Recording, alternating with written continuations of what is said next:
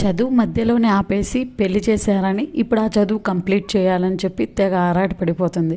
అయినా పెళ్ళైనాక కూడా ఇంకా చదువెందుకు, అంత అవసరమా?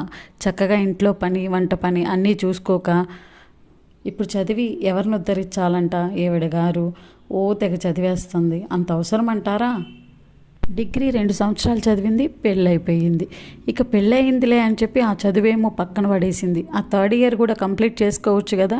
కంప్లీట్ చేసుకోకుండా ఇంట్లో పనులన్నీ చేసుకుంటుంది. ఇంటి పని, వంట పని అని చెప్పి ఇంత చదువు చదివి చివరికి బట్టలు మడతేసుకుంటుంది. చూడండి, చదివిన చదువు అంతా ఏమైపోయిద్దో.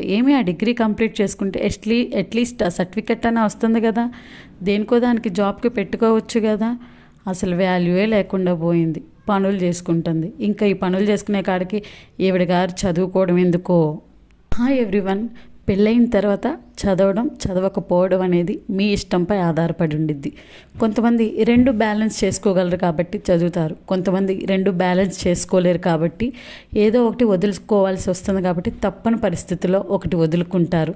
అది అనుభవించే వాళ్ళకే తప్ప తెలిసేది పక్కన వాళ్ళకి అసలు తెలియదు. నరం లేని నాలుక ఎన్నైనా మాట్లాడుతుంది అన్నట్లు వాళ్ళు ఇటు ఉన్న దాన్ని అటు తిప్పగలరు, అటు ఉన్న దాన్ని ఇటైనా తిప్పగలరు. సో ఇట్లాంటి వాళ్ళతో జాగ్రత్త.